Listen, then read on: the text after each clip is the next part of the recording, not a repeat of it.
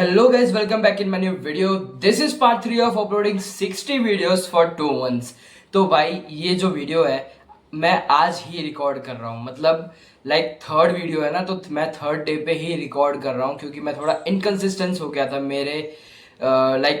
मेरा जो शेड्यूल है वो थोड़ा अप डाउन हो गया था, तो उसकी वजह से देखो भाई मैं बहुत प्रॉब्लम फेस कर रहा हूँ। तो इनकन्सिस्टेंस मैं रहना नहीं चाहता, वीडियो अप टू डेट रहनी चाहिए, इसलिए मैं आज वापस से वही वीडियो बना रहा हूँ।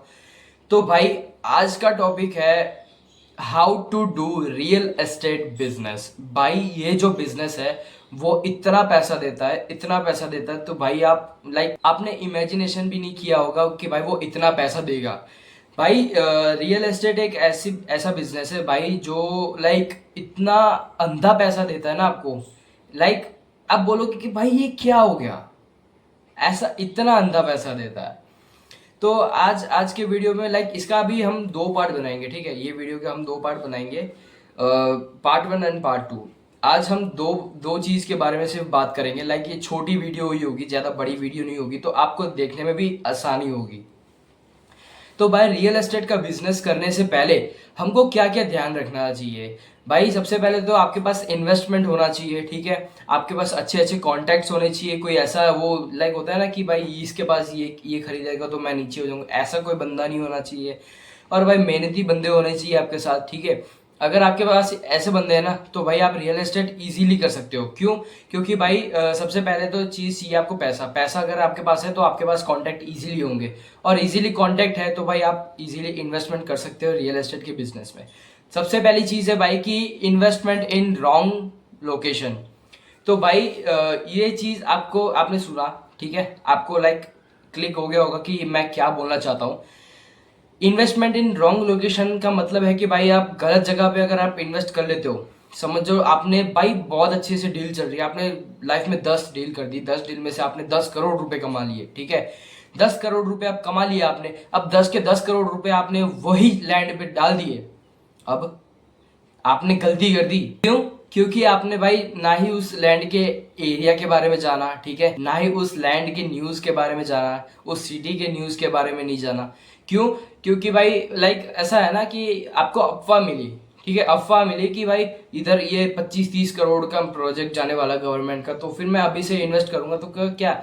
नहीं भाई, ऐसा कुछ नहीं होता, ठीक है। लीगल अप्रूवमेंट उसके लिए आती है चीज, ठीक है। लीगल अप्रूवमेंट अगर किसी के पास हो आपके कांटेक्ट में, आपके वही, इसलिए मैं बोल रहा हूँ कि कांटेक्ट होने जरूरी है रियल एस्टेट के बिजनेस में। यही चीज है कि भाई अगर आप नहीं है आपके पास अगर लीगल अप्रूवमेंट, तो भाई भूल जाओ भाई। अगर वो पैसे वापस भाई 10 करोड़ लगाओगे ना, 10 के भाई 6 करोड़ भी वापस नहीं आएंगे, इतना गंदा लॉस होता है। और अगर प्रॉफिट होगा ना भाई, 10 करोड़ से सीधा 50-60 करोड़ रुपए का प्रॉफिट होता है, ठीक है। ये बिजनेस ऐसा है ना कि भाई इधर से ना इधर दिखेगा नहीं मेरे को आपको हाथ, ठीक है, इधर से इधर ले जाएगा। तो भाई रियल एस्टेट का बिजनेस बहुत ही अच्छा है, आप करो भाई। ये रियल एस्टेट का बिजनेस ना पूरा अनऑर्गेनाइज्ड है भाई। ये बिजनेस करने जाओगे ना भाई, अंधा पैसा, ठीक है।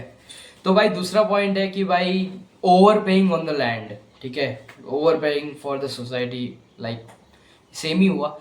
अब इसका मतलब क्या है? Over paying for the society का मतलब है भाई आप ज्यादा पैसे दे देते हो।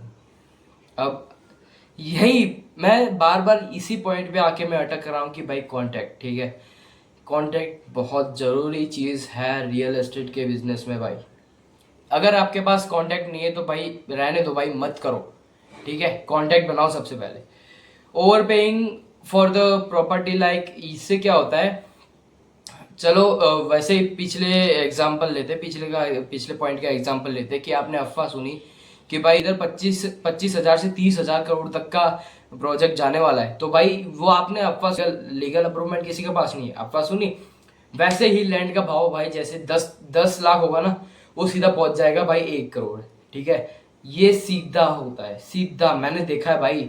आज मैं जहाँ पे रहता हूँ ना, वहां पे मतलब मीन्स मेरे 12 किलोमीटर के अराउंड में भाई 1 बीघा जमीन भाई आप अनएक्सपेक्टेड 22 करोड़ रुपए का चल रहा है।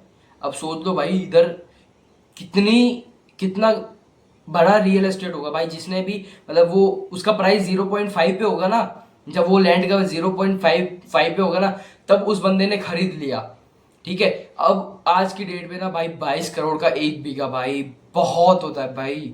सोच लो, अगर और कोई छोटे मोटे बिल्डर्स होते हैं ना, वो क्या करते हैं कि मतलब अभी सुना आपने, ठीक है, उससे पहले ही बिल्डर्स, उससे पहले ही मतलब बड़े बड़े बिल्डर्स जो होते हैं ना, वो पहले से खरीद कर रख देते हैं। जैसे ही मतलब उनको 0.5 का जब उसका रेट चलता है, तब वो खरीद लेते हैं वापिस से, फिर वो अफवाह फैला देते हैं, फिर छोटे मोटे बिल्डर्स खरीद लेते हैं, फिर वो जो बिल्डर्स है 0.5 में खरीदा है, वो भाई अच्छा पैसा बना लेते। क्यों? क्योंकि वो छोटे मोटे बिल्डर्स क्या सोचते हैं भाई, ये सोचते हैं कि भाई अगर हम अभी से ले लेंगे, जब उनको पता चलता है तब भाई 2 से 3x तक पहुंच जाता है भाई। वो लैंड का भाव इतना ज्यादा, इतना और इतना जल्दी बढ़ता है ना भाई, अनएक्सपेक्टेड भाई, अनएक्सपेक्टेड। ठीक है, और रियल एस्टेट का बिजनेस भाई इतना पैसा है ना भाई, आप लाइक मौज करोगे। ठीक है, मैंने बहुत सारे real estate builders, real estate brokers भाई, मैंने सबसे मिला हूँ भाई। वो लोग बोलते हैं कि भाई अगर आपने रियल एस्टेट का बिजनेस स्टार्ट कर दिया ना भाई, तो भाई बहुत ऊपर जाओगे। तो भाई सोच समझ के रियल एस्टेट स्टार्ट करो भाई, बहुत ही अंधा पैसा है और रिस्क भी बहुत है भाई। देखो, that's all for today's videos. Let's subscribe my channel, comment down what about my video. Okay, thanks for watching. Bye.